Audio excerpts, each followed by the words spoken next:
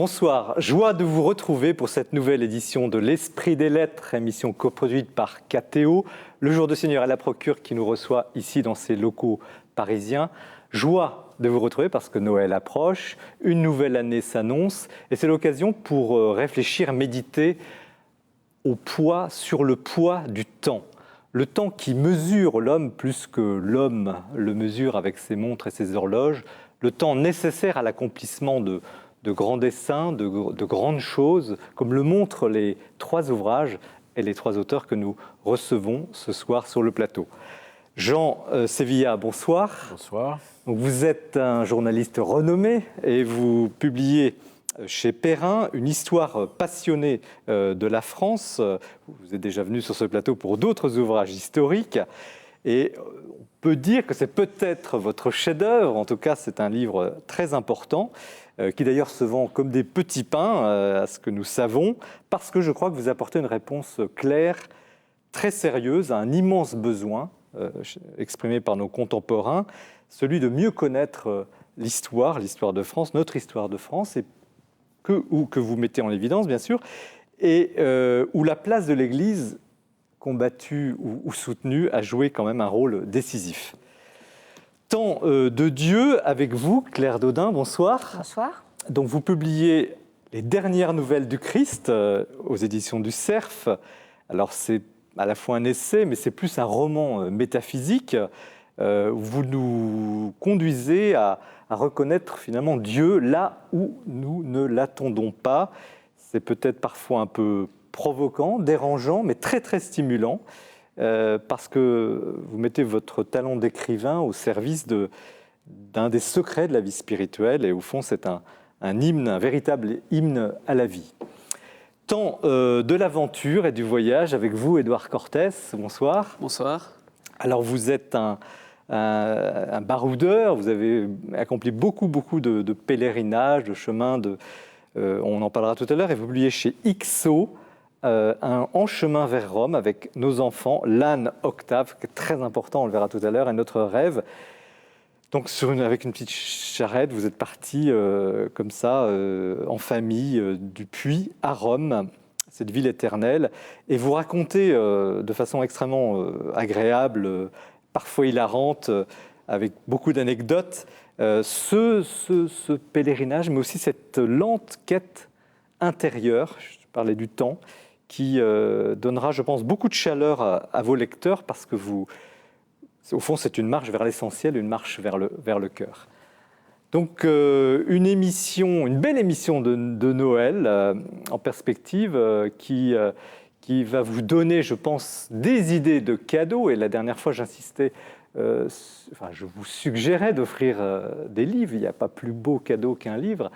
Et des livres achetés dans une librairie. Je me permets de faire cette remarque parce qu'on a souvent tendance à cliquer et que les libraires font un travail remarquable, quel qu'il soit, et qu'ils méritent qu'on encourage justement le fait d'aller, de discuter avec son libraire. C'est encore des lieux, c'est un très très beau métier. Et nous retrouvons justement un libraire, Bertrand Deschamps, qui arrive avec une hotte chargée de beaux livres. Dans quelques jours, ce sera Noël, et j'aimerais vous présenter ce qui me semble le meilleur dans la production nombreuse de ce qu'on appelle les beaux livres. Plaisir des yeux, plaisir du texte, plaisir d'offrir des livres qui ont tous en commun de célébrer le sacré à travers l'art sous toutes ses formes. Le premier nous emmène vers l'Orient, vers la tradition orthodoxe, avec un somptueux L'art de l'icône que publient les éditions Citadel et Masneau bien connues. La qualité de reproduction avec des fonds noirs met particulièrement bien en valeur la beauté du bois, la beauté des couleurs peintes et des regards. Et la grande spécialiste Tania Velmans a produit un texte tout à fait passionnant qui montre que les peintres d'icônes se sont beaucoup inspirés des pères de l'Église. Beaucoup plus contemporain, aux éditions du Cerf, Matisse vance La chapelle du Rosaire. On sait que Matisse, dans les années 60, a répondu favorablement à la demande de sa grande amie sœur Marie-Jacques et qu'il a entièrement décoré la chapelle des Dominicaines du couvent de Vence.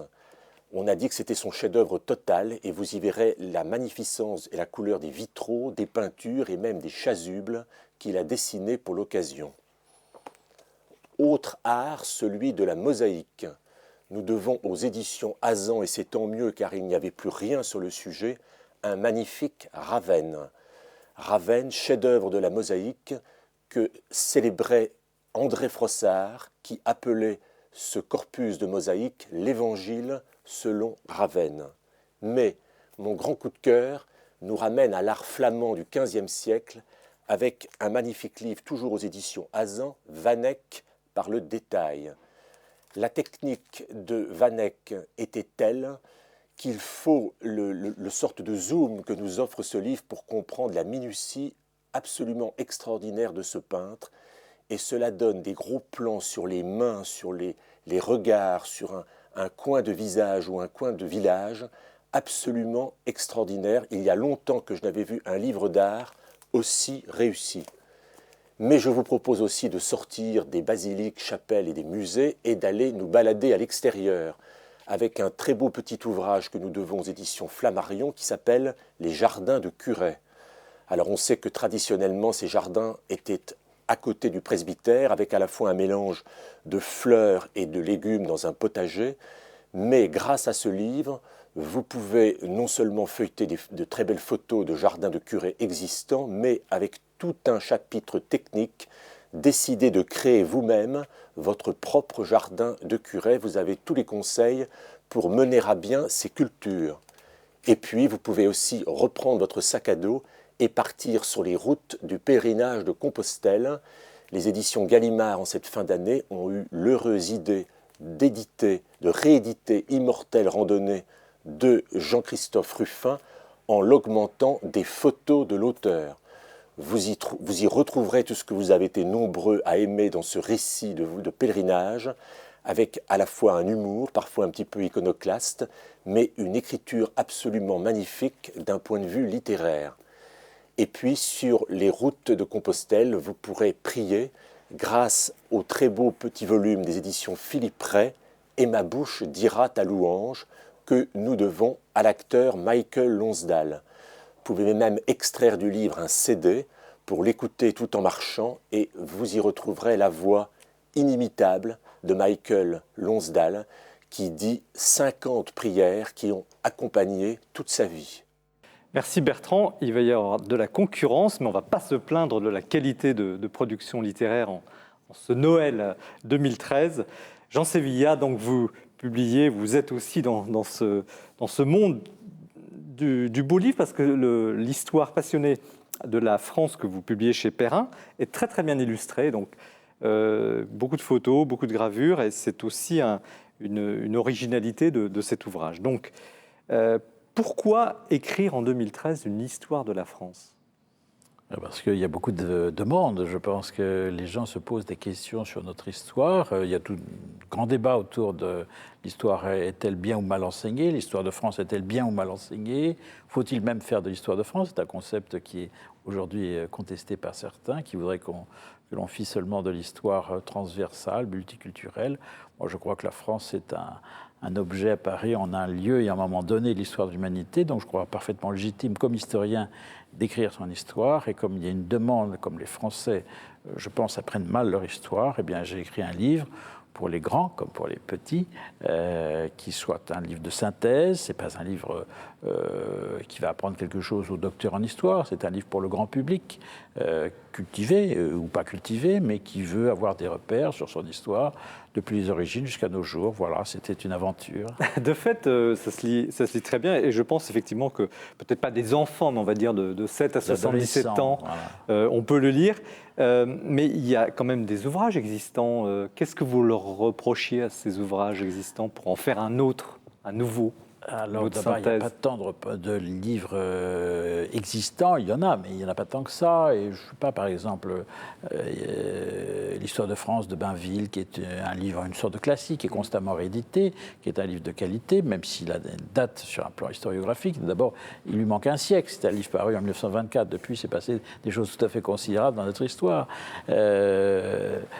Lavis, Michelet, toutes nos grandes histoires de France, elles sont souvent des histoires, des livres du 19e siècle. Alors, il s'est passé 2 guerres mondiales, la décolonisation, mai 68, enfin des événements majeurs dans notre histoire politique et culturelle. Donc, il fallait tout embrasser, faire un livre contemporain, un livre que j'ai voulu scientifique, c'est-à-dire que je m'appuie sur les travaux de tous les spécialistes. Moi, je ne suis pas spécialiste de toutes les périodes. Et de bibliographie impressionnante à la fin. Voilà, ce sont des livres sur lesquels j'ai travaillé, que j'ai lus en effet. Et dans mon chapitre sur les Gaulois, par exemple, je fais parler les spécialistes des Gaulois. Je ne suis pas spécialiste en soi des Gaulois. En l'occurrence, je fais un travail de généraliste, mais à partir des travaux des spécialistes. Alors, vous dites un travail d'historien, disons scientifique, mais pourtant vous intitulez Histoire passionnée. Qu'est-ce que cache ce mot? Passionné. Oui, alors ce titre. C'est subjectif, passionné. Oui, je sais bien, il l'a traduit. Non, alors la part, c'est que d'abord c'est cette histoire qui est passionnée en soi. Il y a de la passion dans l'histoire de France, c'est une histoire chahutée, bousculée. Il y a de la passion dans l'histoire ou il y a de la passion dans l'auteur de l'histoire de cette histoire de France? Moi, j'ai une passion pour l'histoire, j'ai une passion aussi pour la France, je ne m'en cache pas, et donc j'ai une passion aussi pour l'histoire de France. Mais j'ai essayé d'écrire, et c'est une qualité qu'on me reconnaît à peu près, y compris chez des gens qui ne pensent pas comme moi sur tout un tas de plans, d'écrire une histoire sereine, voilà. Mais là où est la passion, c'est que j'ai une passion pour cette histoire, voilà. Et puis j'ai une passion aussi pour la France. Voilà. Aujourd'hui, il est malvenu de dire qu'on aime la France. Je ne vois pas pourquoi ça serait malvenu. Voilà. Oui, mais il y a presque un parti pris quand on dit je suis passionné. Alors, écoutez, il y a un petit peu un parti pris, oui. Alors quel est-il?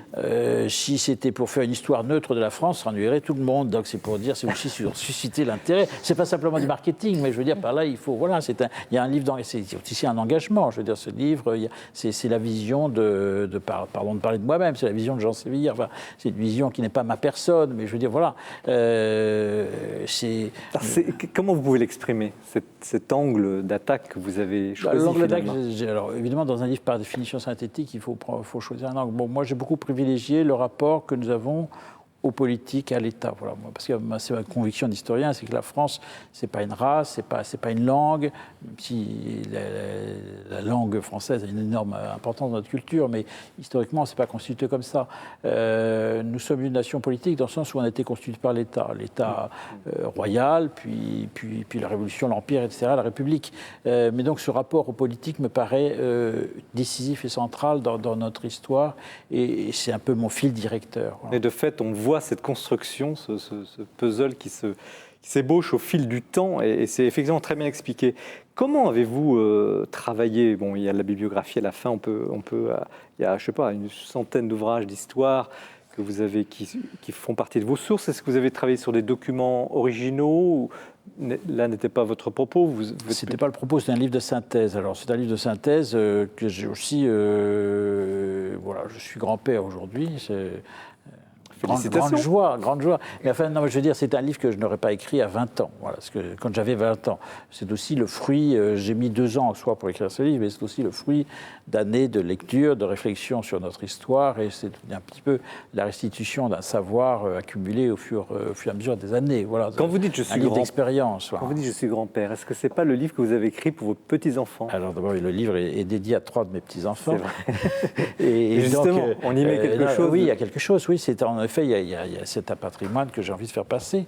Alors, ça commence par les miens, par ma famille, évidemment, mais il y a tous les Français. Je pense que cette histoire est mal apprise aujourd'hui. Je ne veux pas rentrer dans des polémiques. Enfin, on y viendra peut-être tout à l'heure. Oui, mais je pense que, voilà, et donc, je crois que le public et les Français ont droit à une histoire simple, qui soit racontée de manière simple, honnête. Je ne sais le rien, je ne cherche pas non plus à faire une histoire à l'eau de rose. Hein. Il y a des pages noires dans notre histoire, je ne les dissimule pas. Mais enfin, il faut raconter cette histoire et sans en rougir non plus. Aujourd'hui, il y a beaucoup de... Avez-vous dû sélectionner parce que quand même, le livre est plus de 500 pages. Par définition. Vous avez dû... Non, c'est la difficulté. Moi, selon quels critères avez-vous choisi? Parce que vous faites une synthèse et en même temps, il n'y a pas d'impasse majeure. Non, il n'y a pas d'impasse majeure. Mais quand même, vous avez dans un livre comme ça, tout compte, c'est-à-dire que dans tout paragraphe compte, toute phrase compte, et à l'intérieur d'une phrase, une subordonnée a son importance, parce qu'elle introduit une nuance. Mais votre fil directeur, c'était quoi? Vous disiez l'État tout à l'heure, mais par ailleurs. Eh bien, il y a aussi le fil directeur, je me mets dans la tête du lecteur, et savoir ce qu'il faut comprendre, c'est que c'est un petit peu il y a un livre, c'est aussi une pédagogie, et donc c'est un récit, puis il faut que ce soit pas, c'est pas une succession de notices, enfin même si le livre peut se lire chapitre par chapitre ou sous-chapitre par sous-chapitre même. Enfin, c'est pas non plus un dictionnaire où j'accumulerai les notices. Il faut qu'il y a j'emmène mon lecteur d'un point A à un point Z. Il y a un élan et on va volontiers jusqu'au bout. Donc je raconte l'histoire. Mais est-ce que vous avez laissé de côté, est-ce qu'il y a des aspects ou des choses où vous vous dites non, ça, non, je n'en parle pas, ça n'a pas d'importance, c'est mineur. Qu'est-ce que vous auriez laissé de côté? Qu'est-ce que vous auriez oublié? Je suis déjà, pardon, je ne veux pas me jeter des fleurs, mais je suis assez content d'avoir réussi à ne rien oublier d'essentiel. C'est vous-même qui venez de le souligner. Donc voilà. Et oui, il y a sûrement des oublis. C'est évident qu'il faudrait un petit peu plus d'histoire culturelle, un peu plus d'histoire de l'art, un peu plus d'histoire. Tout ça, c'est notre histoire aussi, mais un peu plus d'histoire économique. Mais bon, à chaque fois, j'essaye de petites phrase par phrase, une petite notation, un petit sous-paragraphe. Mais par définition, un livre comme ça, c'est très, très synthétique. Donc voilà, c'est l'idée. Je vais raconter l'histoire de France à un lecteur qui va embrasser toute notre histoire en quelques heures de lecture. C'est une sorte de pari. Oui. Vous disiez, je réponds à un besoin. De fait, le livre part très bien, enfin, se vend très bien. Ça signifie quoi? Très bien, oui. C'est une bonne nouvelle. C'est une très bonne nouvelle, je ne vais pas m'en plaindre. Comment vous expliquez cet attrait? Écoutez, moi, je fais beaucoup de séances de dédicaces là. Oui, mais il n'y a pas que ça. Non, mais je veux dire par là, non. Oui, vous rencontrez les lecteurs. C'est ça que je veux dire. Je rencontre les gens qui me lisent et les gens qui me lisent et ils me remercient en me disant. On a besoin de ce type de livre qui nous raconte les choses simplement, en vérité, scientifiquement, et en même temps sans grille idéologique, parce que souvent l'histoire de France est aujourd'hui accompagnée d'une gangue idéologique dont j'ai essayé de la débarrasser. Voilà. Mais justement, il y a un aspect qui apparaît très nettement dans le livre, c'est le rôle de l'Église. Vous le mettez quand même pas en sur-relief, mais il apparaît au fil de différentes époques de l'histoire. Et est-ce que c'est pas un peu exagéré? Non, c'est justement pas exagéré, c'est parce qu'on est dans une époque tellement laïcisée qu'on a oublié, et ça je parle comme historien, et qu'on soit chrétien ou non, et croyant ou non même, je dirais, on a oublié l'importance centrale de l'Église, mais même comme corps social, dans la vie de la société française. Enfin, il ne faut pas oublier que jusqu'à la fin du XIXe siècle, l'Église dans la société française représentait une force qui assurait grosso modo les pouvoirs qui sont actuellement ceux, non seulement de l'Église comme institution, mais une partie de l'Éducation nationale, une partie du ministère des Affaires sociales, une partie du ministère de la Culture, du ministère de la Santé, j'ai oublié. Les infirmières laïques sont une invention moderne. Jusque dans les années 1890, les infirmières en France étaient des religieuses, dans tous les hôpitaux de France et de Navarre. Donc, non, mais c'est pour ça, donc, on est devenu tellement laïcisé aujourd'hui que quand on parle de l'Église, on dit « Ah, vous êtes catholique », mais ça n'a rien à voir. Comme historien, je veux dire, il suffit d'aller aux sources. Si on prend les faits, on voit que la vie de l'ancienne France est imprégnée de vie religieuse. C'est un fait d'histoire. Et il y a un autre aspect aussi, c'est l'espèce de protectorat entre la France et Rome.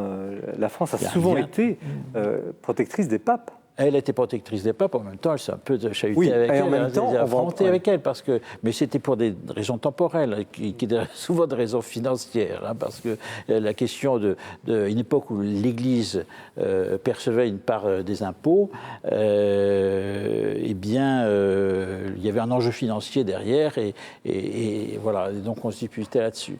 Mais il y a un lien fort, très ancien, oui, qui date en fait symboliquement, on va dire que c'est le baptême de Clovis, le fait que Clovis se soit fait baptiser, mais dans la fidélité à Rome, alors que tous les princes barbares de son temps étaient plutôt dans l'arianisme, ça inscrit dans notre histoire un lien très profond entre la France et Rome. Oui. Alors, il y a un aspect quand même à la fin, en quelque sorte, cette dynamique, c'est un peu le sens de l'histoire, si on peut dire, une sorte quand même une éradication de l'influence chrétienne. Enfin, tout est fait pour limiter cette influence de l'Église sur la France. Oui. C'est quand même, quand on voit le 19e siècle, tout ce que vous racontez, on le sait, mais là, c'est pour ça qu'il faut le raconter. J'avais publié même un livre complet sur la question, sur l'histoire, au moment du centenaire de la séparation de la loi de l'Église et de l'État, la crise de la fin du 19e siècle, début du 20e siècle, une crise très violente. Je veux dire, aujourd'hui, on parle de la laïcité comme si c'était une sorte de consensus où tout le monde s'aime bien, les croyants comme les non-croyants. Enfin, à la fin du 19e siècle, laïcité, c'était une philosophie de combat tournée contre l'Église catholique. Claire Dodin, comme universitaire, vous avez fait l'école normale supérieure, comment vous réagissez à ça? Est-ce que vous partagez cette analyse d'une lente éradication de l'influence de l'Église sur la France? Moi, je ne suis pas du tout historienne, donc j'aurais vraiment du mal à défendre un point de vue en tant que spécialiste. Mais ce que je peux dire, c'est que vraiment, j'ai beaucoup aimé votre livre et qui se lit. C'est une histoire, mais au sens, justement, il y a un sens du récit. Et je pense que ça aussi, ça correspond à un besoin, retrouver la chronologie. Et retrouver aussi les épisodes qu'on a vaguement en mémoire parce qu'on les a appris à l'école primaire. Et là, tout se met en place. Et je comprends tout à fait le succès de ce livre parce que c'est un beau récit de la geste nationale. Alors, comme vous l'avez dit, sous l'angle politique, c'est vrai, vous accentuez beaucoup là-dessus, mais c'est ce qui a construit quand même notre nation. Mais je pense qu'on apprend beaucoup de choses, mais on le lit vraiment avec un grand plaisir. Et quant à la question de la présence de l'Église, oui, je pense que vous êtes objectif. Il ne s'agit pas de défendre une vision contre une autre. Bon, c'est comme ça, la France, c'est un pays chrétien. Et ma foi, même si le 19e siècle et le 20e siècle ont pris certaines options de mise à distance, malgré tout, il me semble qu'il y a quand même de beaux restes. Il ne faut pas non plus être aveugle à ça. Édouard Cortès, on a l'impression que quand l'Église se lance dans la vie politique, elle le paie très cher en définitive. Est-ce que c'est sa place finalement d'être comme ça dans la vie publique, ou est-ce qu'elle doit être un peu en retrait, vous qui vivez un petit peu Moi, finalement, j'aime bien la période de retrait. Alors évidemment, si c'est un retrait forcé, c'est-à-dire si c'est une mise au banc, absolument pas. Mais si c'est une juste répartition des choses entre le temporel et le spirituel, tant mieux. Dans une époque dans laquelle j'ai grandi, à la fois de la génération Jean-Paul II, mais à la fois une époque assez anticléricale, finalement, ma foi en est fortifiée. Donc, si on est mis au banc, peut-être qu'on retrouve une certaine identité. Et moi qui suis un élève où on a déconstruit l'histoire, j'ai appris sur 3 classes successives, j'ai appris la Révolution française. J'ai pas eu de chronologie, donc ce livre pour moi est très utile parce qu'il va me permettre, je suis de cette génération qui n'a pas eu l'histoire chronologique, et il va me permettre de plonger. En plus, il est bien illustré, donc il me va très bien. et je l'ai lu par petites bribes en fait. Et c'est vrai qu'un livre comme ça, en fait, ça va me permettre d'aller à mes racines. Et c'est ça qui m'intéresse. Avant de parler d'une petite question sur justement la transmission, le grand sujet de est-ce qu'on enseigne l'histoire, comment l'enseigne-t-on aujourd'hui, un petit mot quand même sur Jean, quand l'Église va trop dans la politique, est-ce qu'elle ne laisse pas des plumes? Parce qu'en fait, il faut savoir ce qu'on entend par politique. C'est évident que si l'Église donnait des consignes de vote, dire tel ou tel parti, elle ne serait pas dans son rôle. Maintenant, mais là, j'interroge l'historien. Si on lit à chaque fois qu'elle est allée trop loin, elle l'a payé 50 ans plus tard ou un siècle plus tard très cher. Elle l'a payé quand il y a eu confusion entre le pouvoir temporel et le spirituel. Voilà, ça c'est sûr. Maintenant, il faut prendre l'histoire dans son contexte. Je veux dire, les sociétés d'autrefois étaient des sociétés religieuses. Il y a eu un grand bouleversement civilisationnel à partir du XVIIIe siècle, où on passe d'une société, d'hétéronomie à une société d'autonomie, c'est-à-dire que l'homme va se construire lui-même, se pense par lui-même et ne veut pas qu'on lui dicte. Voilà. Et donc, il y a un grand phénomène de sécularisation qui commence, qui marque toutes les sociétés, et et pas seulement les sociétés chrétiennes. Hein. Donc, comparons ce qui est comparable. Mais enfin, les sociétés d'autrefois, jusqu'au XVIIIe siècle, se concevaient comme religieuses. Et même après la Réforme, les pays protestants sont des pays où tout est organisé autour de la foi, autour de l'Église nationale. Donc, de ce point de vue, l'Église catholique n'est pas dissemblable des autres pratiques religieuses dans les autres pays, des autres civilisations. Alors, Édouard Cortés évoquait cette histoire morcelée qu'on lui a apprise. C'est une catastrophe aujourd'hui, l'enseignement de moi, l'histoire? Je pense que c'est une catastrophe. Et, enfin, on en a les signes. Je veux dire, interroger n'importe quel universitaire, je le dis ça objectivement, interroger n'importe quel universitaire qui reçoit même des étudiants en histoire, donc des gens qui s'intéressent à l'histoire, ils vont faire des études d'histoire, mais en première année d'histoire, voilà, ils vous apercevrez qu'ils reçoivent des lycéens, donc qui ont des lacunes effrayantes et et je veux dire, moi, il y a des universitaires qui m'ont dit, on a des étudiants, première année, qui ne sont pas capables d'aligner correctement la liste des régimes français du 19e siècle, depuis la Révolution jusqu'à la Troisième République, Restauration, Monarchie de Juillet, tout ça, Deuxième République, tout ça se confond. C'est quand même terrifiant. Je veux dire, il y a une sorte voilà, Quel est l'enjeu de ce problème, Claire Dodin? Qu'est-ce qui est en cause? Est-ce que c'est un problème de pédagogie ou est-ce que c'est un problème d'identité et de culture nationale et de vision, finalement? Tout ça à la fois, j'imagine. Parce que les méthodes, ça relève de la pédagogie, mais l'enjeu, oui, c'est celui quand même de la façon dont on perçoit son passé, son pays. Est-ce que, quand on vit dans un même pays, est-ce qu'on a quelque chose en commun? Est-ce qu'on est uniquement dans une dimension horizontale ou est-ce qu'on instaure une verticalité? Ça, je pense que c'est important. Bon, moi, je ne veux pas non plus noircir le tableau. Moi, j'ai eu la chance d'avoir un peu les deux. J'ai eu quand même une histoire chronologique. Et puis après, dans les études supérieures, on abordait les choses sur un plan plus histoire sociale, histoire culturelle. Ça m'a passionné aussi. Mais ce qu'il faut, c'est les deux axes. Et c'est vrai, quand c'est désaxé, quand il n'y a plus du tout la perception, on perd une dimension essentielle. C'est une pauvreté. C'est ça aussi, on le sent dans votre projet, c'est donner, d'ailleurs vous terminez là-dessus, cette identité qui n'est pas identitaire, qui est l'identité profonde de la France. C'est ça l'enjeu profond Oui, moi je pense. Il y a aussi, certains voudraient que la nation fût un cadre politiquement caduque. Moi je ne le pense pas. Voilà, même si de la nation, elle se transforme, nous sommes dans un processus européen qui est heureux par beaucoup de côtés, je ne le conteste pas. Mais enfin, ça n'empêche qu'il y a une identité française, de même qu'il y a une identité allemande, une identité américaine, etc. Et toutes ces identités, en soi, sont respectables. Ce n'est pas parce qu'on écrit une histoire de France qu'on pense que les Français sont les meilleurs du monde. Donc, je pense qu'à dissocier tout ça, on en vient à mon avis, c'est dangereux parce qu'on communautarise la société. La France, l'être français, quelle que soit son origine, eh bien, c'est ce qui réunit les gens. Et si on défait ce cadre-là, sans l'avoir remplacé par rien d'autre, il ne reste plus que des communautés, et c'est le risque d'une société qui peut donner lieu à des conflictualités, voire à des affrontements. Voilà. Moi, je rebondis sur un thème qui vous est cher, c'est le terrorisme intellectuel. Quel intérêt il y a à déstructurer, comme moi je fais partie de cette génération, quel intérêt il y a à déstructurer la chronologie française? Moi, l'intérêt, je le vois sur moi, c'est que je connais mal mon histoire, je la comprends pas. Je vois quand je rentre dans une église, quand je visite un bâtiment, je ne connais pas les références.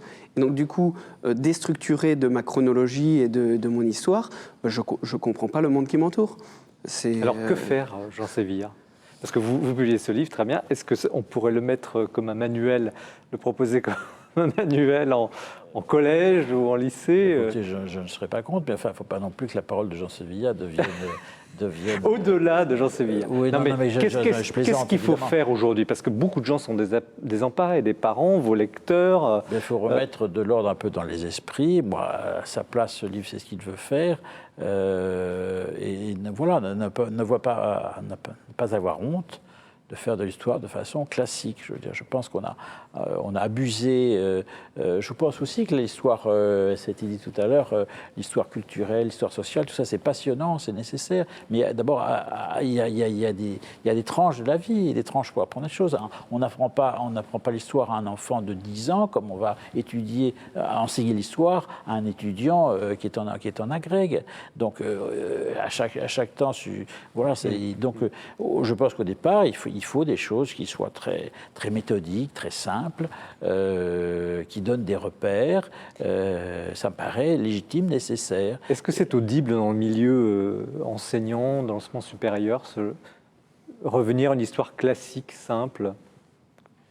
Moi, je peux vous parler uniquement en tant que mère de famille qui a des enfants lycéens, parce que je pense que parmi les professeurs d'histoire dans le secondaire, beaucoup sont de votre avis. Et donc, malgré tout, ils trichent plus ou moins, ils font comme ils peuvent pour restituer une trame, pour que les choses soient intelligibles. Tout à fait. Mais moi, je ne pars pas du tout en guerre contre les enseignants. Je veux dire qu'ils ont des consignes, il y a des programmes, etc. Ils font avec, comme on dit un peu communément. Mais moi, je sais que, il ne faut pas opposer. Moi, j'ai beaucoup de témoignages d'universitaires, de professeurs qui me disent c'est très bien ce que vous faites, parce que, en plus, ma position je suis extérieur à l'université, je suis journaliste, voilà, me permet de dire d'une telle entreprise qui serait délégitimée si j'étais universitaire. Voilà. En tout cas, on peut dire donc l'histoire de 7 à 77 ans. Histoire passionnée de la France chez Perrin, donc Jean Sévillat, un ouvrage qui va faire date et qui sera sans doute très utile et puis qu'on peut recommander pour des enfants, des petits-enfants et leurs parents. Vous avez dit que l'émission serait très intéressante, restez bien avec nous. Nous irons tout à l'heure à Rome dans la troisième partie avec Edouard Cortés. Mais nous y allons d'une certaine manière avec le coup de cœur choisi ce mois-ci par Mathilde Mailleux.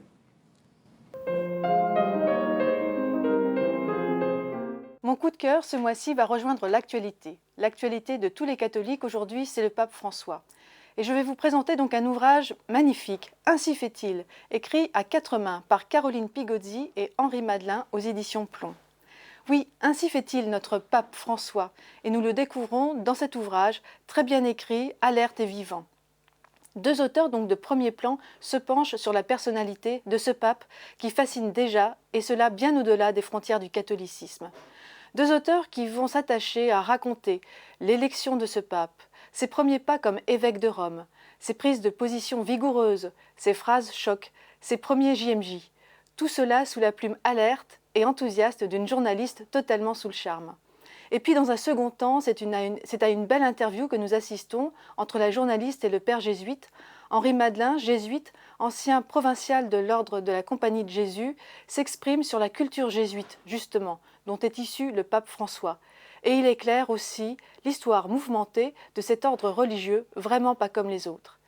Oui, Ainsi fait-il est un bon et beau livre, écrit avec respect et fidélité, et qui éclaire toutes les facettes d'une personnalité hors du commun, du cardinal Roré Bergoglio, devenu pape François, le mercredi 13 mars 2013, premier pape jésuite de l'histoire. Merci Mathilde. Claire Dodin, vous présentez au CERF ce que j'appelais tout à l'heure un roman métaphysique, dernière nouvelle du Christ. Alors, par rapport au livre de Jean Sévillat, il est plus court, plus léger, mais il est très profond. Au fond, qu'est-ce que c'est que les dernières nouvelles du Christ? Une sorte d'évangile qu'on aurait Une sorte oublié. d'évangile. Oui, j'aimerais bien que ce soit de bonnes nouvelles, oui, dans tous les sens du terme. En fait, je n'ai pas voulu vraiment écrire un roman. Ce sont des nouvelles, comme le titre ne l'indique pas suffisamment clairement, mais c'est vraiment un recueil de nouvelles. Donc ce sont les 5 textes qui composent ce livre, peuvent se lire indépendamment les uns des autres, mais je pense aussi qu'ils peuvent se lire dans la continuité, parce qu'il y a des motifs qui se répondent. Mais voilà, l'exercice auquel j'ai voulu m'atteler, c'était quand même d'écrire des textes brefs, avec pour thème eh bien, les traces du Christ qui nous entourent et que nous ne savons pas forcément décrypter, et telles que qu'avec ma sensibilité, je les percevais et j'essayais de les restituer dans une belle langue. Enfin, c'est ce que j'ai essayé de faire, en tout cas, en écrivant ces nouvelles. Vous êtes littéraire, hein, je le disais tout à l'heure, vous êtes ancien élève de l'École normale supérieure, vous avez enseigné les lettres, mais vous dites les traces du Christ. Parfois, vous avez la dent dure. Il y a une description, notamment dans une église, où on attend, on est là pour voir le Christ, et vous, au fond, il n'est pas là. Si vous voulez, l'idée, c'était... Critiquer l'hypocrisie, une certaine hypocrisie du croyant. Oui, alors il y a un peu de tout dans ces nouvelles, hein. Il y en a qui sont plus dans la célébration, d'autres qui sont plus tragiques, et puis certaines, notamment la première, qui sont plus vindicatives. Mais ça, si vous voulez, c'est le propre de, j'allais dire, dans la Bible, c'est comme ça. Oui, mais enfin quand même, vous êtes précise. Au fond, vous dites, Dieu n'est pas là où on l'attend, c'est-à-dire dans l'église, il est dehors, il est dans le jardin public près de l'église. Enfin, je ne vais pas déflorer la lecture, mais c'est quand même une critique implicite de quelque chose. Alors, je vois que vous faites allusion en effet à la première nouvelle que j'ai appelée « Consoler mon peuple », où effectivement il est question d'un Dieu qui à l'heure de la messe, va se promener au parc de la Tête d'Or. Nous y sommes. Voilà. Bon, mais c'était rigolo aussi de dire ça. C'était pas forcément pour faire une dénonciation. Il y a quelque chose quand même derrière. Et je pense qu'il y a, oui, il y a quelque chose derrière, mais il ne faut pas non plus que ça apparaisse comme... Bon, ce qu'il y a derrière, c'est que il ne faut pas enfermer Dieu dans les églises. C'est sûr que le culte, c'est très important, mais ce n'est pas le seul moment ni la seule modalité de la rencontre de l'homme avec Dieu et de Dieu avec l'homme. Et si on perd de vue cela, eh bien, déjà que les chrétiens sont un peu marginalisés dans la société actuelle, mais alors il ne faut pas que ce soit une marginalisation trop consentie non plus. Donc, moi, je pense qu'effectivement, c'est important de savoir déceler des modes de présence de Dieu dans la réalité qui nous entoure. Vous dites de Dieu ou du Christ? Parce que dans le livre, on pense que c'est plutôt Dieu qui se balade, Dieu vagabond, Dieu école buissonnière, parfois. Enfin, ça m'a peut-être un peu plus marqué, mais ça apparaît aussi dans la dernière nouvelle, enfin, je ne veux pas raconter l'histoire, mais effectivement, c'est qui? C'est Dieu ou le Christ? Alors, ça dépend des textes. Dans le premier, « Consoler mon peuple », c'est Dieu. C'est tout simplement Dieu qui exprime un certain agacement. Une certaine ironie. Voilà, mais ça s'appelle « Consoler mon peuple ». C'est une phrase qui est tirée d'Isaïe. Hein, je veux dire par là qu'il y a... je me suis inspirée, pour le coup, d'un mode d'expression que je n'ai pas inventé. Ce n'est pas une audace personnelle, si vous voulez. Hein. Dieu, par la voix de ses prophètes, exprime parfois des agacements, notamment face à justement tout ce qui est cultuel, si ça ne s'assortit pas d'une authenticité. Au fond, vous fustigez d'hypocrisie. Oui, mais ça... Non, mais il y a bien quelque chose qui vous a agacé. Pour écrire ce livre, il y avait un point de départ, il y a quelque chose qui vous a poussé. Un jour, oui, mais alors ce n'est pas uniquement l'agacement, parce que sinon, ça serait vraiment un peu dommage. Hein. Non, mais je parle du point de départ. Après, oui, il y a l'expression. D'abord, je ne l'ai pas écrit, si vous voulez, à la suite. Hein. Ce sont des textes que j'ai écrits quand même sur plusieurs années. Et à un moment donné, je me suis dit, ça peut avoir une unité. Et d'ailleurs, bon, l'un entraînant l'autre, finalement, c'est vrai que les textes que j'ai écrits les plus récemment consonnaient avec ceux que j'avais écrits auparavant. Mais voyez, la première nouvelle qui donc vous a apparemment un petit peu choqué, c'est la dernière que j'ai écrite. Donc c'est pas du tout celle qui était au point de départ. On l'a placée en tête parce qu'elle donne de la vigueur, elle va impulser quelque chose. Mais finalement, la première que j'ai écrite, c'est celle qui s'appelle « Le Christ lépreux » et qui est d'une inspiration bien différente et qui est peut-être plus d'ailleurs dans ce que... Bon, là où je me suis sentie sollicitée, à savoir... oui, cette idée des traces, et le Christ lépreux, ça se passe au Moyen-Âge, là, pour le coup. C'est sur la construction d'une abbaye et le personnage central, c'est un sculpteur lépreux. qui finalement, lui qui a passé sa vie à sculpter la pierre, à faire jaillir la beauté, eh bien lui-même se trouve sculpté par la maladie, et c'est horrible. C'est la perte, le dessaisissement total de ce qui a fait le sens de sa vie. Et il fallait que le Christ rencontre cet homme. Il fallait pas que cette histoire verse dans la noirceur totale, d'où ce motif du Christ lépreux, et que j'ai trouvé dans une église du centre de la France, où il y avait effectivement une statue qui avait orné autrefois une léproserie, et maintenant elle se retrouvait dans l'église, et qui était intitulée Christ lépreux. Et c'était vraiment une représentation en bois d'un Christ marqué. Voilà, j'ai trouvé ça magnifique. Je me suis dit, voilà, il y a eu un artiste, un sculpteur, dans ces siècles passés, qui a eu cette intuition que finalement, pour signifier que le Christ rejoint les hommes même dans leur plus grande détresse et misère, eh bien, il l'a fait dans le bois. Il a représenté. Et moi, c'est ce que j'essaye de faire. Je voudrais, par les mots, représenter ces modes de présence d'une façon voilà, qui nous sorte un petit peu de nos images pieuses ou de ce dont on a l'habitude. Qui voulez-vous rejoindre ? Alors, qui veux-je rejoindre Des gens qui ne sont pas tout à fait justement dans les églises, des gens qui ressentent quelque chose sans pouvoir y mettre des mots. C'est une question très difficile que vous me posez là, parce qu'en fait, je crois que quand on écrit un texte littéraire, c'est comme quand on peint un tableau, enfin quand on est dans une démarche qui est vraiment artistique, on ne se pose pas cette question. On cherche à faire quelque chose de beau qui corresponde à la vision intérieure qu'on en a.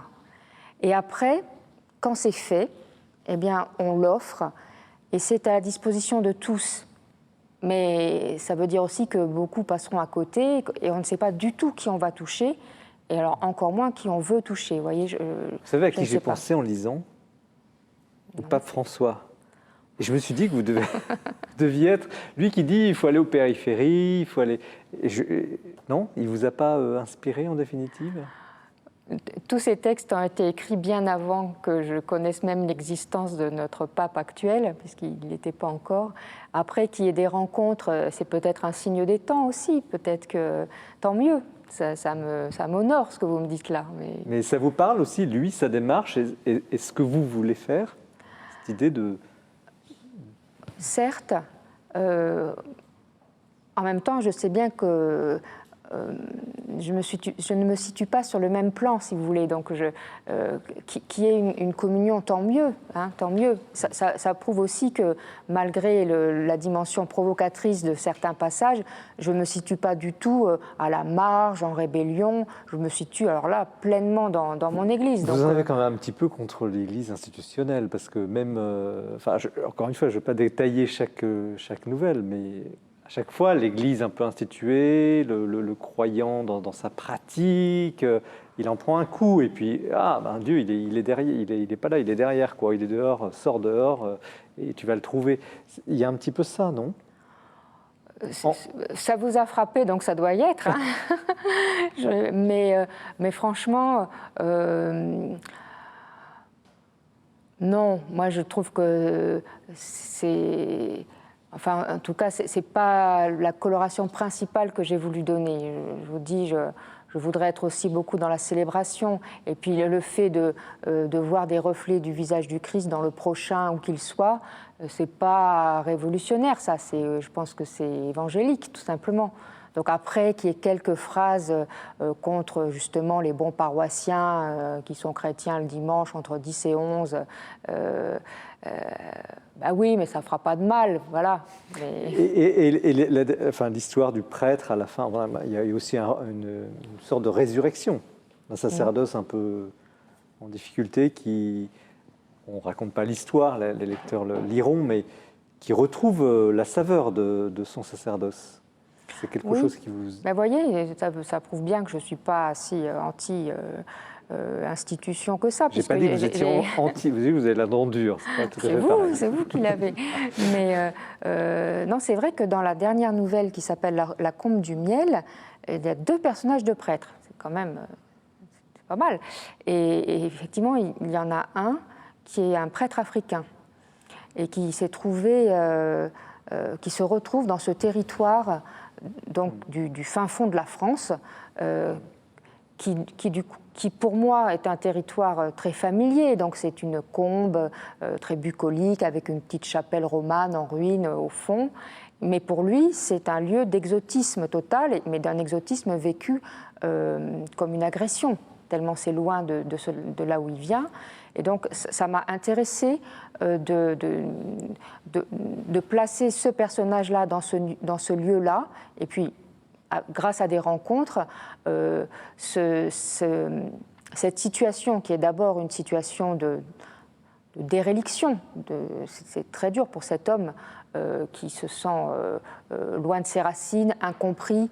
Et là, c'est vrai que j'y suis allée assez fort sur la distance qui peut exister.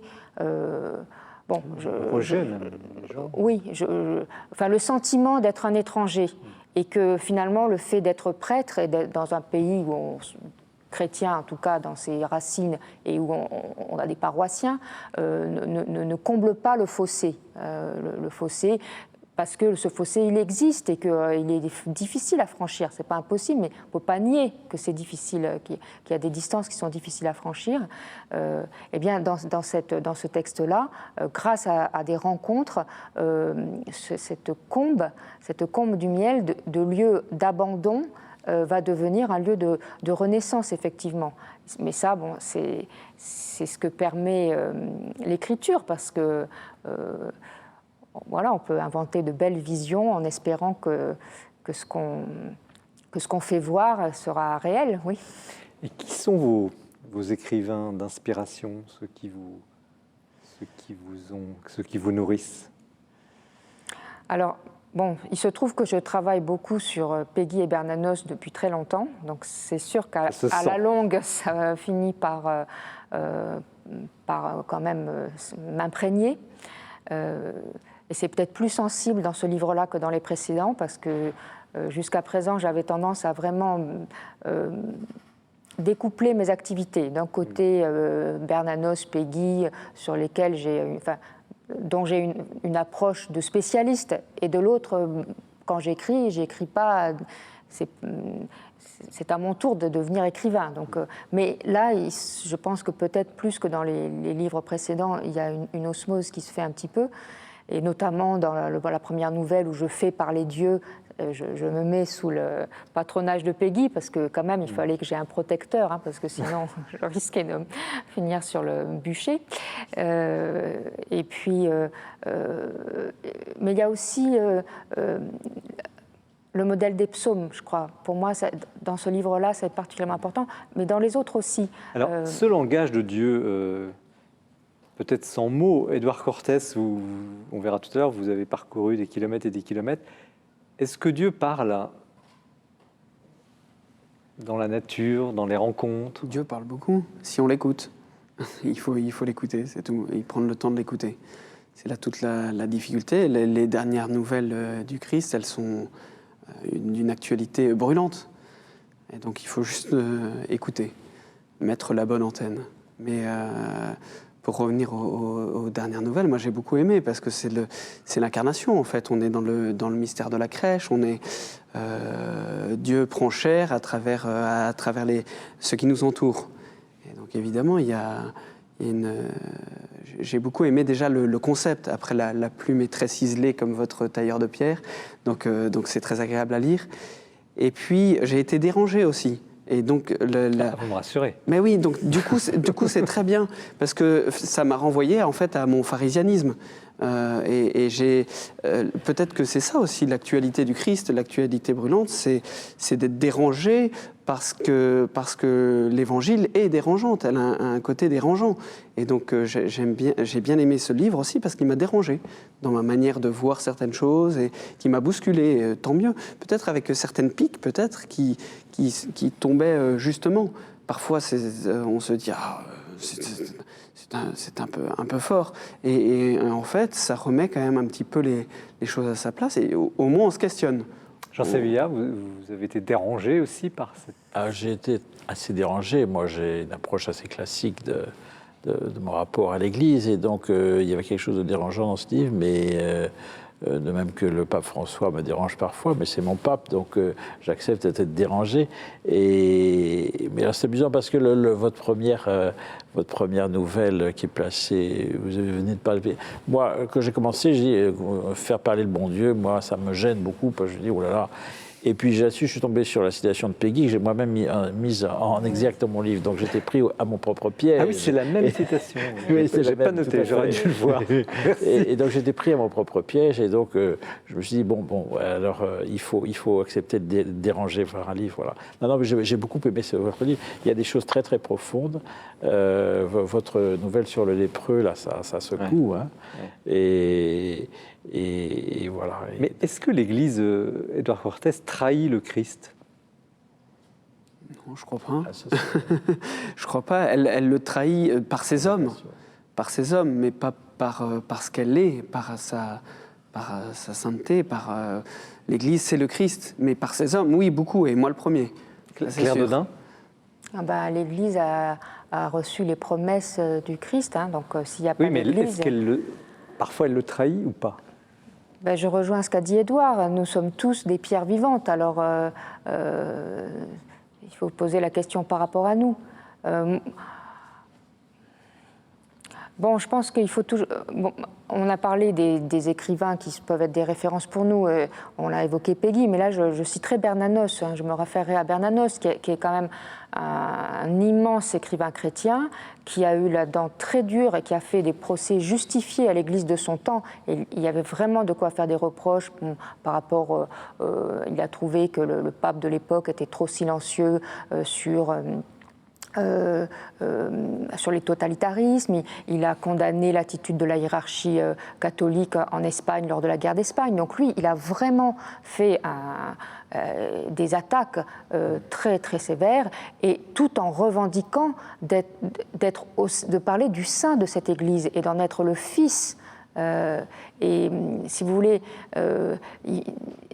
on a le droit de pointer des insuffisances, d'exprimer ce qu'on pense, quand on est dedans, quand on reconnaît aussi tout ce qu'on doit à sa famille qui est l'Église. Donc, Jean Sévillia, vous êtes d'accord sur ce droit de critique, au fond, je dirais pas d'inventaire, historien, mais face à l'institution? Droit de critique, oui, si on accepte l'idée que l'institution, Bossuet disait que l'Église, c'est Jésus-Christ répandu et communiqué, selon sa belle formule. Donc je crois qu'on ne peut pas séparer, dire l'Église, est-ce qu'elle trahit le Christ? Non, l'Église est le Christ, donc elle ne peut pas le trahir.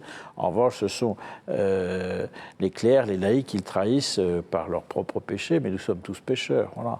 Puis j'ai un ami prêtre, c'est une vieille blague, vous savez, j'ai un ami prêtre qui dit toujours que la preuve de la sainteté de l'Église, c'est qu'il a résisté au curé depuis 20 siècles. Quoi. Donc voilà, il ne faut pas. Il y a quelque chose dans les nouvelles, dans ces nouvelles, on pourrait penser qu'il y a quand même la fin d'un certain, d'ailleurs je crois que vous le dites très précisément, d'une certaine chrétienté.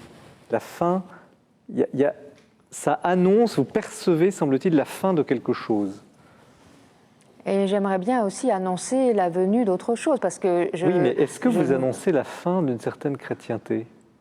Il y a la nostalgie. Je ne suis pas sûre, parce que quand même, j'essaye de partir des racines pour aller vers le fruit, si vous voulez. Parce qu'il y a aussi un motif que j'ai voulu explorer, qui est celui de la famille, de l'héritage. Hein. Pour moi, c'est très important, parce que dans mon histoire personnelle, c'est très important. Moi, je considère que j'ai reçu la foi de mes ancêtres et que c'est un don vraiment magnifique. Il y en a qui font des grandes expériences de conversion, c'est magnifique aussi, mais venir d'une lignée qui, depuis des générations et des générations, s'est essayée à vivre chrétiennement et en a reçu beaucoup de bénédictions, malgré les épreuves de la vie, c'est aussi quelque chose de beau et auquel je tiens à rendre hommage, sans être aveugle aussi peut-être certaines étroitesses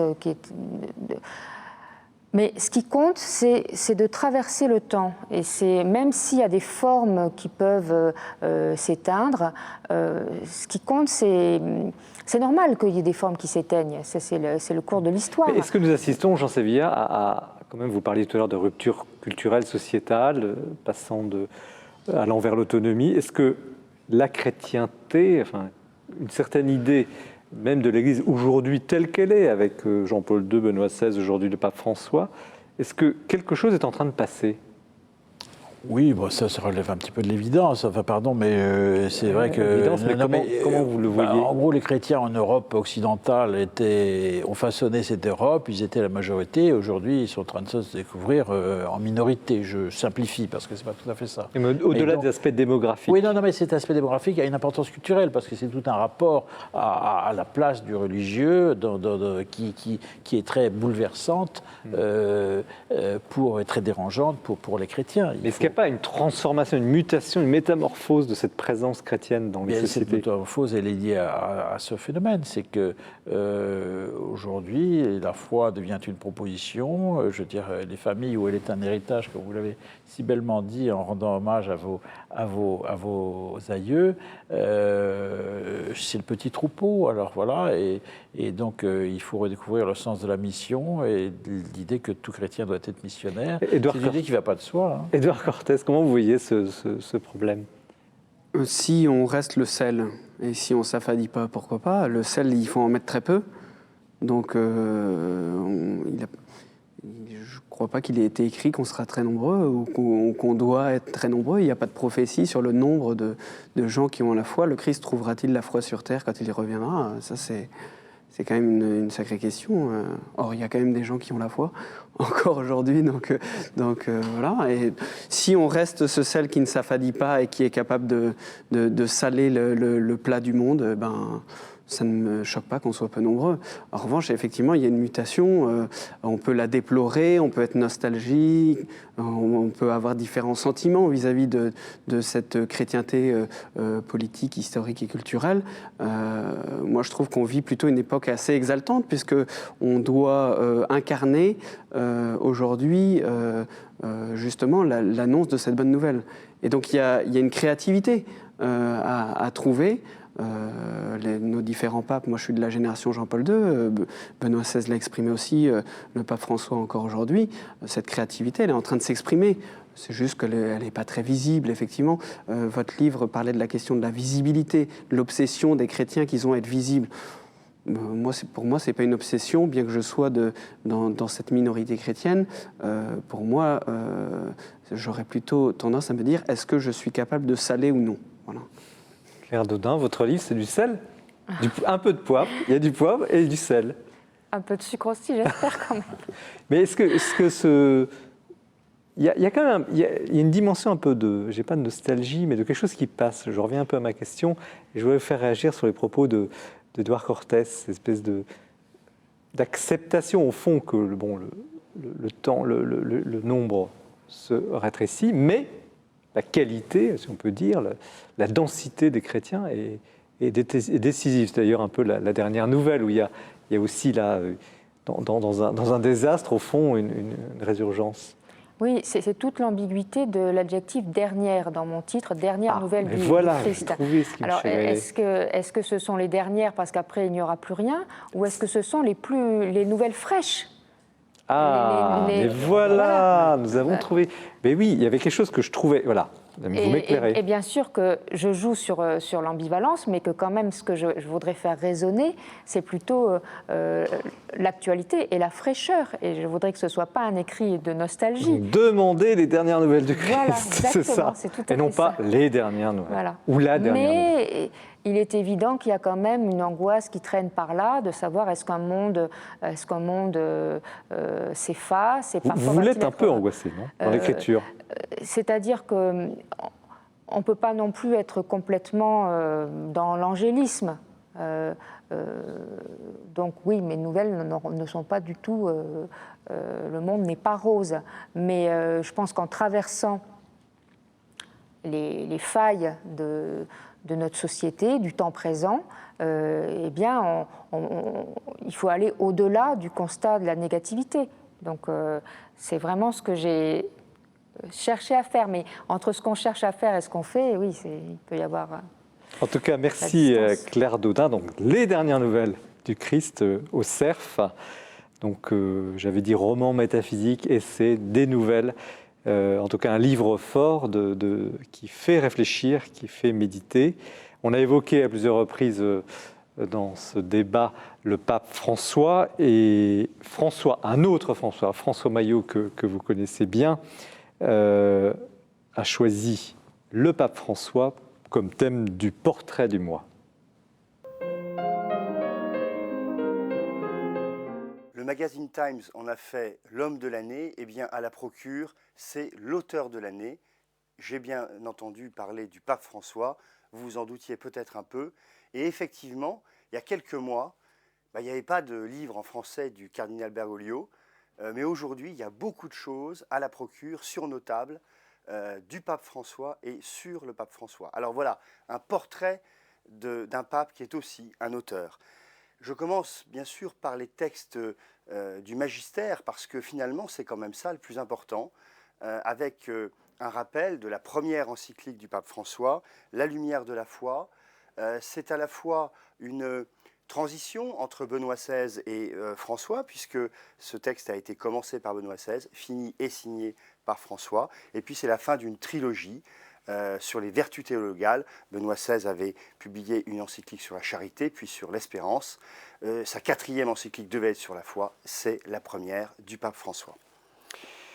Bien sûr, le texte dont on parle aujourd'hui, ce n'est pas une encyclique, mais c'est le premier texte vraiment majeur, à lui tout seul, dirais-je, du pape François. C'est l'exhortation apostolique, la joie de l'Évangile. C'est un texte vraiment substantiel, il faut absolument le lire. Pourquoi ? Eh bien parce que tout simplement son titre nous dit la joie de l'Évangile. C'est cela dont nous pouvons vivre et que nous devons transmettre autour de nous. Et finalement, je dirais, en résumant, que cette exhortation, la joie de l'Évangile, c'est notre feuille de route à nous, catholiques. François, c'est un style nouveau dans l'Église, on le sait, et on sait que François a des idées sur l'Église. Eh bien, ces idées sur l'Église, on peut les retrouver dans ce livre d'entretien, L'Église que j'espère, chez Flammarion, en partenariat avec Études, qui avait publié en premier un extrait de ce texte. La vision de François de l'Église, cette vision, c'est que d'abord, avant de parler de réforme de structure, c'est chacun de nous qui doit se réformer lui-même. Et ça, c'est vraiment le message important du pape François. Changement de style, on a dit, et effectivement, dans ce changement de style, il y avait cette nouveauté de ne pas habiter le palais du Vatican, mais de s'installer à la maison Sainte-Marthe. C'est là tous les jours où il nous livre ses homélies, souvent choc. Eh bien, c'est un recueil qu'on peut trouver aux éditions Bayard, Méditation quotidienne du pape François, pour le suivre au jour le jour.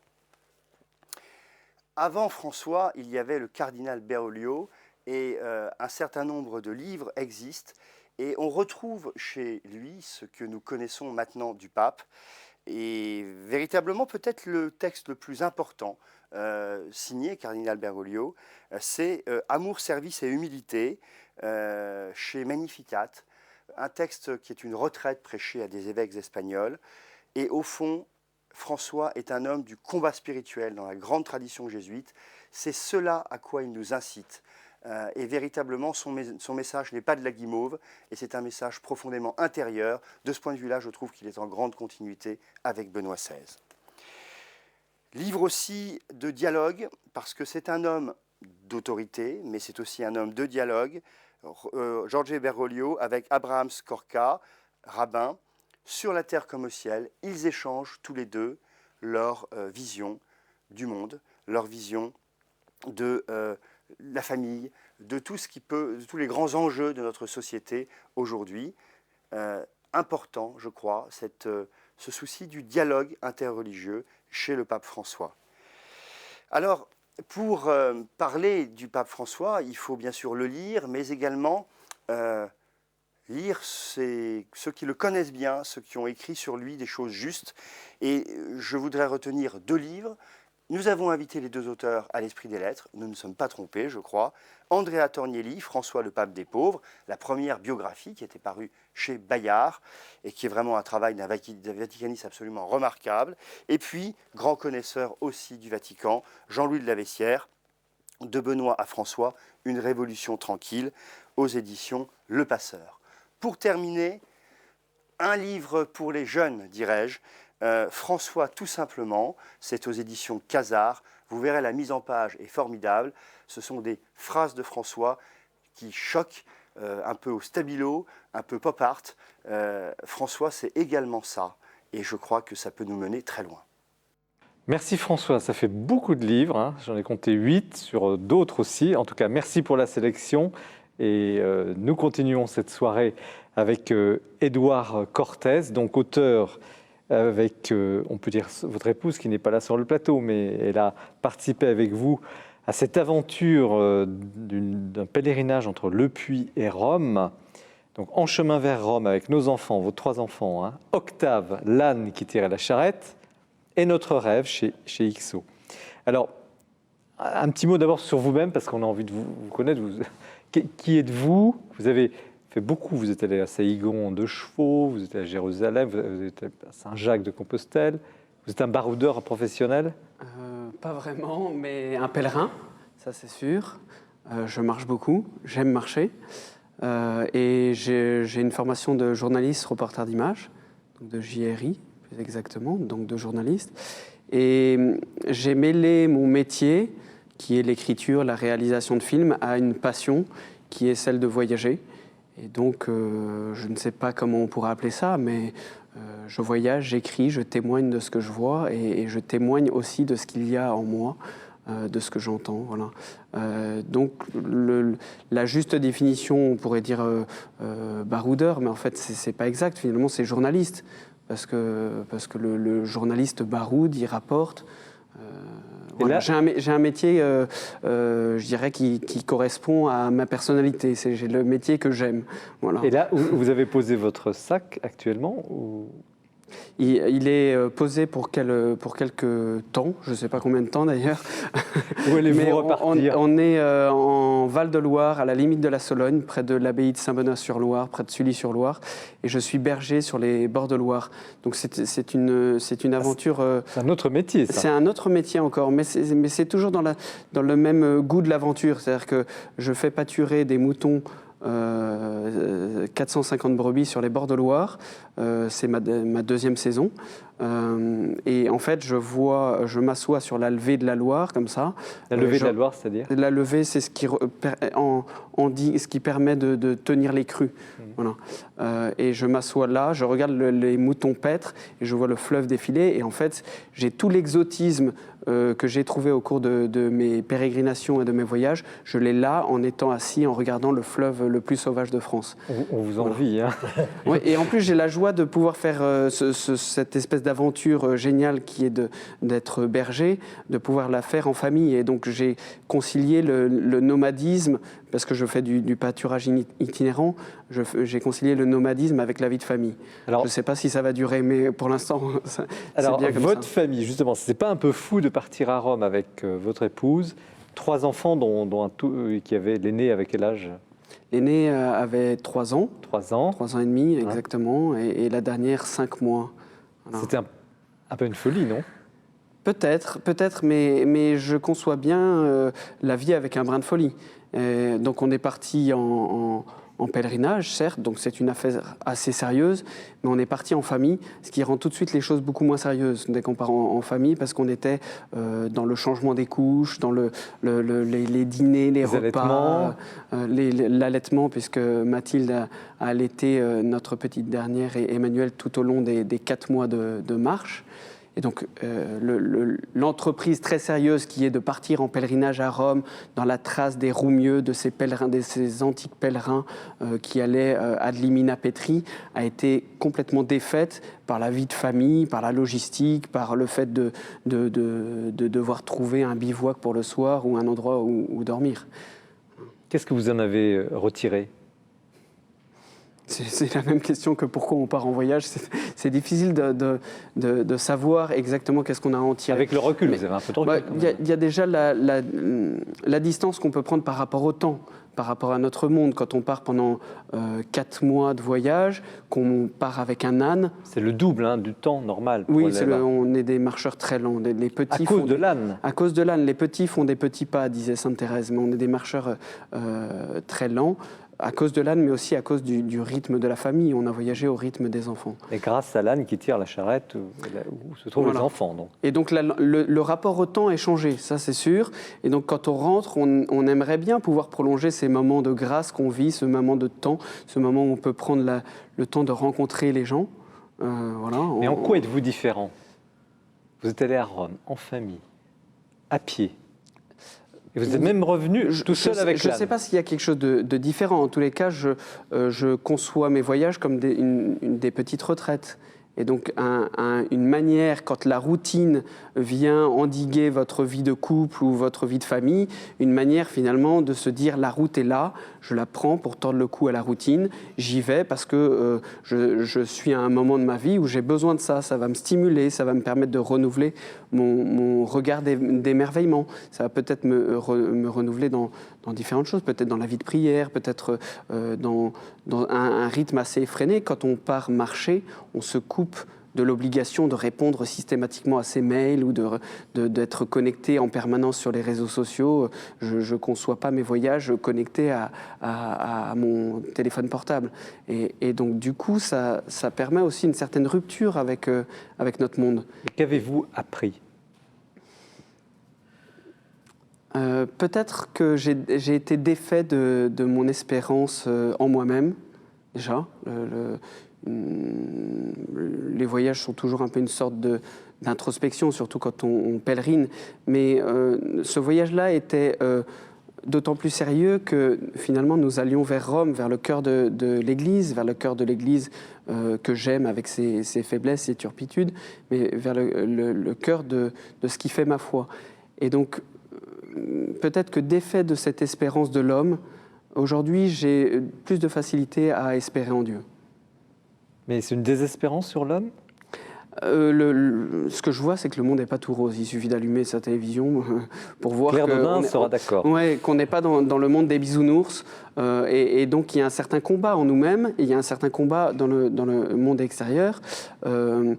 Et il faut s'ajuster, en fait, il faut trouver la juste place entre être du monde ou ne pas l'être et être dans le monde. Voilà, trouver cette juste place, ça nécessite un ajustement.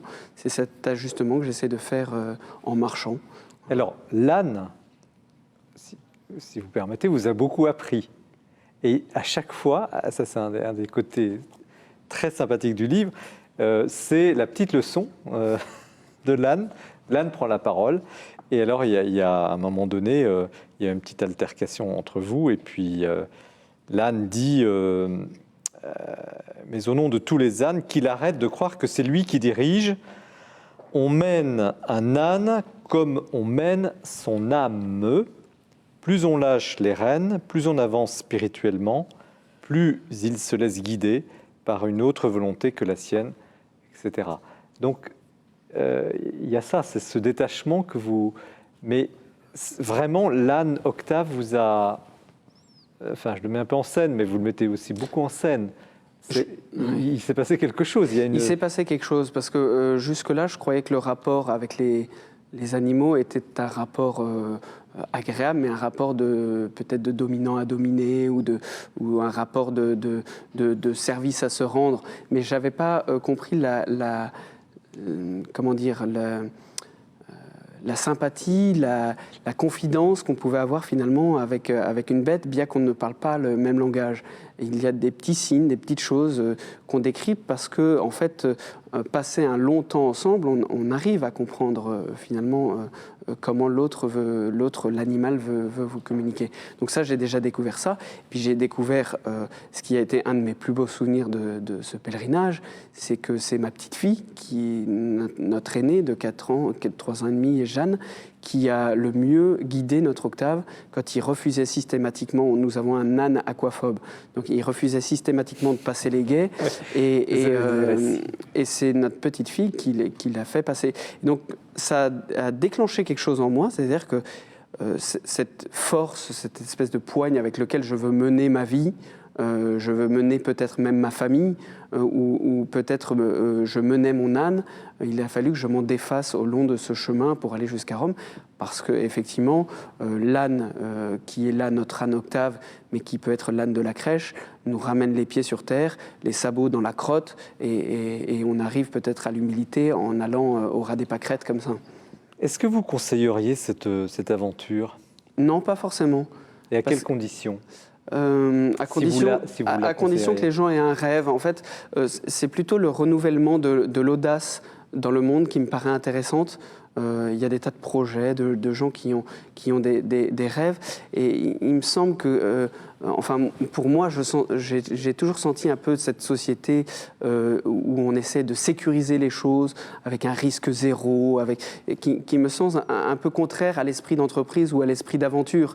Et moi, à mon humble échelle, je ne vais absolument pas donner de conseils aux autres. J'essaye de changer ce que je vois déjà pour moi, et j'essaie de vivre de cet esprit d'audace, de cet esprit d'aventure.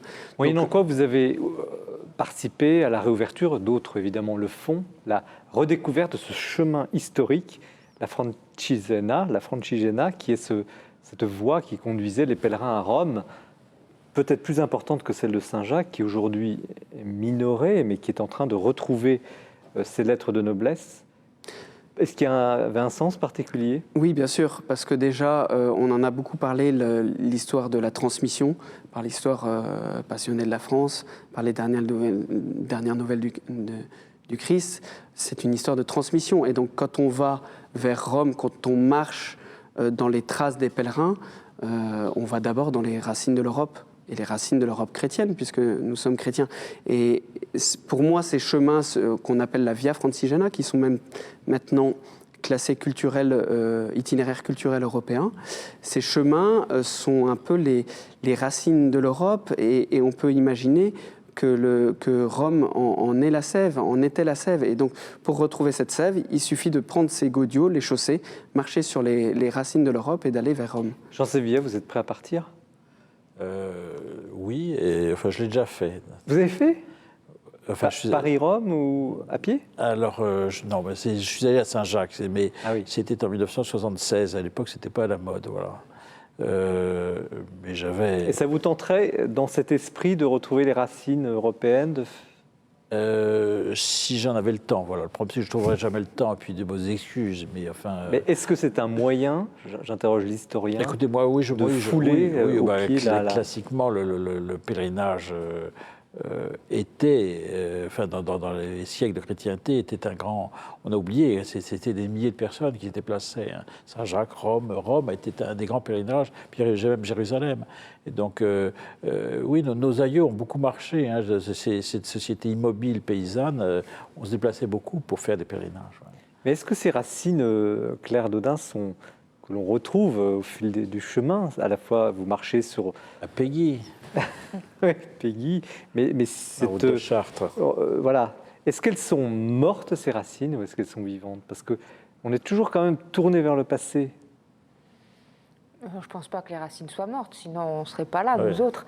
Mais non, je pense que c'est quand même très contemporain ce qu'a fait Édouard. Oui, mais c'est plus mode, excusez-moi, d'aller à Compostelle, ça fait bien. Aller à Rome, bon, c'est quand même un peu catho, non? Parce que c'est le début. Non, c'est le début. Il y a Vous pensez que ça va venir à la mode? Les chemins sont classés depuis 1994.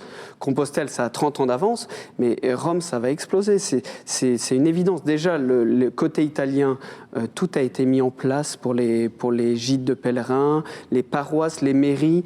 Toute la vie sociale est maintenant impliquée dans la Via Francigena.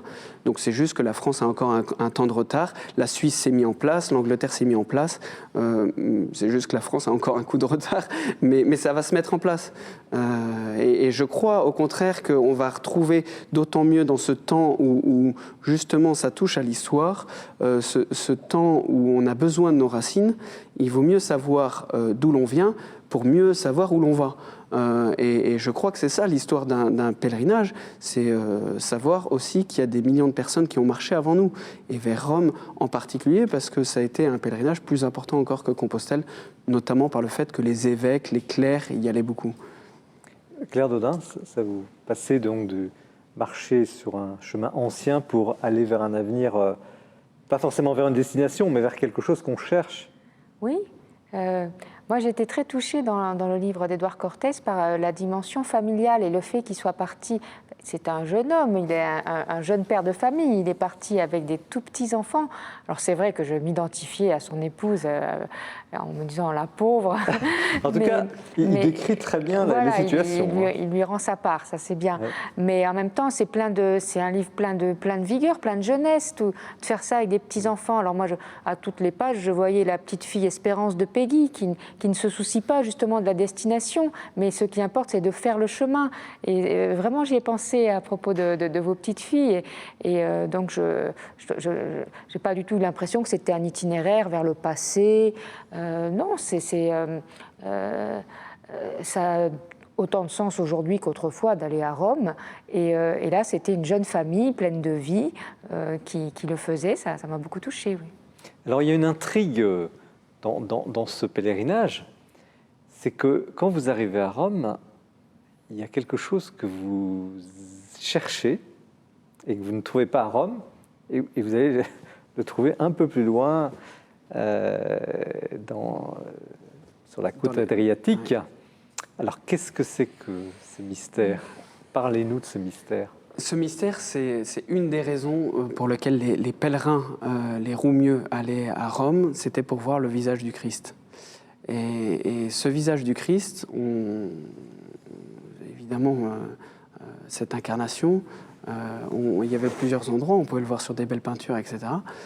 Mais à partir du XIIIe, via une relique qui arrive d'Orient, de Constantinople, via une relique assez extraordinaire qu'on appelle la Véronica, qui deviendra d'ailleurs l'emblème des pèlerins de Rome. Véronica, la vraie icône, Vera Icona. La Vera Icona, ouais. Véronique. Véronique, la vraie... Et vous ne la trouvez pas à Rome? On ne la trouve pas à Rome, parce qu'il y a par un processus un peu long à raconter, et puis ça fait l'objet d'un peu d'une enquête dans le livre, c'est qu'elle a sans doute été dérobée, volée ou mise à l'abri, et qu'elle se trouve aujourd'hui dans les montagnes italiennes, pas très loin de Rome, à 200 km. Manopello, voilà. Ça. Et le pape Benoît XVI a été la vénérer. Sous couvert un petit peu pour montrer effectivement cette relique qui a attiré pendant plus de 4 siècles énormément de pèlerins. On peut aujourd'hui la vénérer dans les montagnes. Il y a d'ailleurs un livre en français qui existe d'un collègue allemand. Oui, excellent, Paul Bade. Ouais. L'autre suaire. Notre suaire, chez Emmanuel, je crois. Ouais. Mais donc vous arrivez à Rome, alors vous racontez très bien, on ne va pas décrire la scène, vous avez même réussi à voir le pape Benoît XVI alors que vous ne deviez pas le voir. Et puis, bon, la famille rentre en France et vous allez jusqu'à Manopello. Vous auriez pu vous dire, j'ai accompli mon pèlerinage. Pourquoi c'est si important d'aller voir qu'est-ce que c'est? C'est vraiment le voile de Véronique, vraiment Déjà, c'est prolonger le chemin des pèlerins. C'est-à-dire que les pèlerins allaient voir la Véronica. Donc je m'inscris dans ce processus historique, de marcher dans leurs traces. Donc j'avais envie de découvrir ce qu'ils allaient voir. Et puis, d'un point de vue personnel, je cherche, si je suis un pèlerin, c'est que je cherche. Je cherche et j'ai la foi, certes, mais j'aimerais bien voir le visage de Dieu. J'aimerais bien finalement le découvrir peut-être dans ses traits.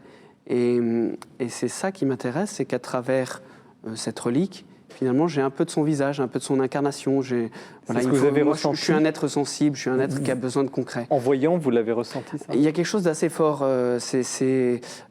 Mais la religieuse, d'ailleurs, que j'ai rencontrée sur place, qui travaille depuis 30 ans pour la reconnaissance de cette relique, m'a dit finalement c'est très bien qu'elle soit perdue dans les montagnes, parce qu'en fait, chaque personne qui vient ici, il n'y a pas beaucoup de monde qui vient vénérer cette relique, finalement, ils ont une possibilité d'avoir une rencontre face à face, voilà, avec le visage du Christ. Donc la voir de près. Ça vous parle, Claire Dodin, ce visage? On parlait de message, on parlait tout à l'heure d'expression de Dieu. De traces. Comment vous... Oui, ça me parle. C'est parce que quand j'étais plus jeune, ça ne m'aurait pas parlé. Les reliques, tout ça, j'aurais dédaigné en me disant que c'était plus ou moins de la superstition. Mais je crois que ça fait partie aussi du mystère de l'incarnation.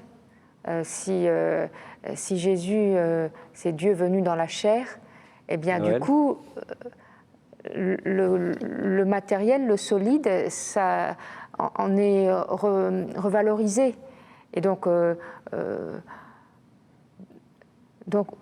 je pense que je serais très impressionnée si je voyais cette relique. Et je ne me poserais pas la question de me dire est-ce que c'est vrai, pas vrai, trafiqué, etc. Est-ce que ça défie la raison, la science? Je me dirais qu'il se passe peut-être quelque chose là de l'ordre de l'incarnation, vraiment. Jean Sévilla, vous connaissiez cette histoire-là? Oui, je connaissais cette histoire. J'ai lu le livre que vous évoquiez tout à l'heure. Je ne suis pas spécialiste. Mais l'incarnation, c'est évident, parce que quand il y a une ostension du suaire de Turin, par exemple, moi je suis allé une fois, il y a une dizaine d'années, je ne sais plus. Oui. D'ailleurs, c'est intéressant pour vous donner... Pardon. Non, mais je veux dire, on a quelques secondes devant le suaire, hein, ça défile sur des petits tapis roulants, mais on est collé, hein, je veux dire, c'est fort. Hein. Pardon, mais... Oui. Vous disiez? Oui, quand il y a eu l'ostentation du Saint-Suaire à Turin, plus de 2 millions de personnes en moins de 15 jours. Ça donne la proportion de ce que les pèlerins Roumieux allaient voir à Rome. Pour voir cette Véronica, on était prêt à marcher 2 mois, 3 mois pour venir à Rome. Et on imagine cette foule de pèlerins venant pour la grande sortie qui était le vendredi saint, la grande sortie de la Véronica que le pape portait en procession devant les fidèles. C'est pour donner une proportion de 2 millions en 15 jours à Turin. On imagine ce que ça pouvait être alors à Rome, ces foules de pèlerins débarquant au milieu de la ville éternelle. On avait commencé l'émission tout à l'heure sur le thème du temps. Temps long, temps court. Là, vous avez fait une expérience de marche lente et puis un approfondissement, vous en témoignez. C'est pour cela que vous avez choisi aujourd'hui d'être près d'un troupeau, ou vous allez retourner à une vie plus active, si je puis dire? La vie de pasteur me convient bien. Je pense qu'elle est très active. Non, elle est assez active, parce qu'effectivement, finalement, on n'est pas si tant en divagation que ça quand on garde un troupeau, parce qu'il faut toujours avoir... Est-ce que vous avez compris quelque chose du Christ en gardant votre troupeau? La brebis perdue, il m'est arrivé d'aller chercher des brebis. Oui. Non, mais il faut être assez attentif, en fait. Et le témoin que vous êtes, parce que ce livre, au fond, c'est un témoignage fort, je pense que vous serez d'accord. Est-ce que vous assumez ce qualificatif d'être un témoin? Plus pèlerin. Si l'âme, l'instrument veut bien être usé, tant mieux, mais voilà. Je veux bien être aussi remisé dans le jardin. Voilà. Jean Sévilla, en quoi c'est important des histoires, non pas celles que vous avez écrites, mais des histoires humaines telles que Édouard Cortés et sa famille? Et parce que c'est de l'humanité, et puis parce que, en tant que du point de vue chrétien, la foi est incarnée. Donc, Et voilà, nous autres croyants, nous avons, voilà, la foi elle se manifeste aussi comme ça, tout simplement. Vous avez été touché par son témoignage? Oui, c'est très, très émouvant. Alors moi, je serais très compliqué, je vous admire, parce que moi, j'ai eu une famille nombreuse, ça m'a paru épouvantable d'avoir à cheminer avec C'est un autre pèlerinage. Oui, tout à fait. Mais c'est un très beau livre, c'est très sympathique, oui, ça se lit avec bonheur. Il faut offrir ce livre-là à Noël.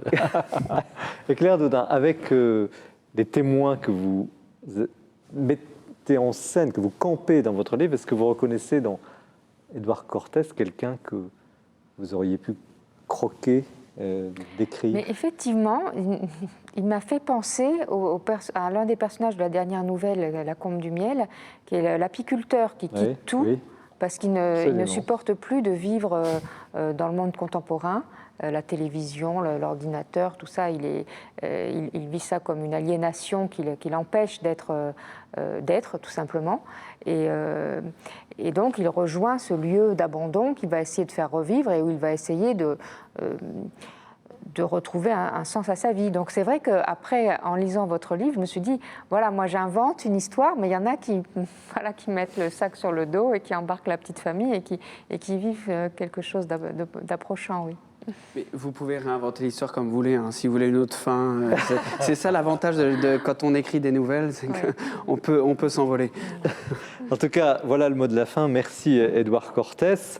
Comme nous approchons Noël, je vais faire une petite entorse à la règle de l'émission. Je voudrais juste demander à chacun un tout petit mot, son petit message de Noël. Alors, on va commencer par Claire Dodin, pour les gens qui nous regardent. Eh bien, que l'événement de Noël soit une joie pour ceux qui sont dans le bonheur et une force d'espérance pour ceux qui sont dans l'épreuve. Édouard Cortès. Soyez des ânes. Des ânes, mais les ânes de la crèche, c'est-à-dire à souffler pour réchauffer le Christ. Jean Sévilla. Noël, c'est la Sainte Famille, donc voilà. Donc en autant notre époque chahutée où certains voudraient un petit peu changer la définition de la famille, moi je pense qu'il y a un message profond qui traverse les siècles. Merci. Merci Jean Sévilla. Donc l'histoire passionnée de la France, passionnée, on l'a vu ce soir, chez Perrin. Merci Claire Dodin. Les dernières nouvelles du Christ au Cerf. Et merci Édouard Cortès pour ce témoignage fort que vous avez livré ici dans votre livre, mais aussi sur ce plateau, En chemin vers Rome, avec nos enfants, l'âne Octave, qui va devenir une vraie vedette, et notre rêve chez XO. Merci de votre attention, de votre fidélité à cette émission. Je vous souhaite évidemment le plus beau des Noëls. Et puis, vous pouvez retrouver cette émission en intégrale ou par morceaux sur Internet, sur les sites de KTO, du Jour du Seigneur ou de la Procure. Nous nous retrouvons avec la même passion dans un mois. Au revoir.